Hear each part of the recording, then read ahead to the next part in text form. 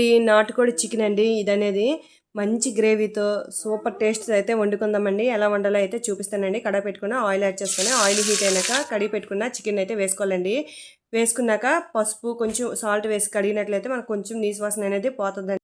ఇది 2 కేజీల నాటుకోడి అండి. ఈ నాటుకోడిని అయితే ఆయిల్లో అయితే మనం మంచిగా ఫ్రై చేయాలండి. ఈ చికెన్ మొత్తాన్ని మంచిగా ఫ్రై అయినప్పుడు మనం మసాలా అయితే రెడీ చేసుకుందామండి. ఆనియన్స్, వెల్లుల్లి, అల్లము, అలాగే ఒక దాల్చిన చెక్క, కొంచెం పువ్వు, 3 ఇలాచీలు, ఇలాచీ, నెక్స్ట్ లవంగాలు, గసగసాలు వేసుకొని అదైతే మిక్సీ పట్టించుకోవాలండి. మసాలా మిక్సీ పట్టించేటప్పటికి మనకి ఈ చికెన్లో నుంచి వాటర్ అంతా రిలీజ్ అయ్యి చికెన్ మంచిగా ఫ్రై అయిపోద్దండి.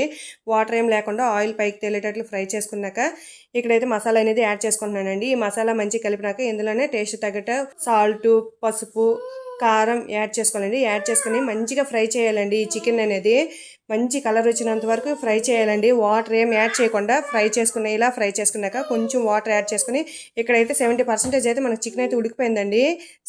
80% అయితే ఉడికిపోతుందండి ఇక్కడ చికెన్ అనేది. మనం కొంచెం వాటర్ యాడ్ చేసుకొని ఉడికించుకున్నట్లయితే మనకు మంచి గ్రేవీతో చికెన్ అయితే రెడీ అయిపోయిందండి. మీ రెసిపీ కావాలో కామెంట్ చేయండి. నచ్చితే లైక్ చేయండి, షేర్ చేయండి, మన ఛానల్ సబ్స్క్రైబ్ చేయండి. Thank you for watching.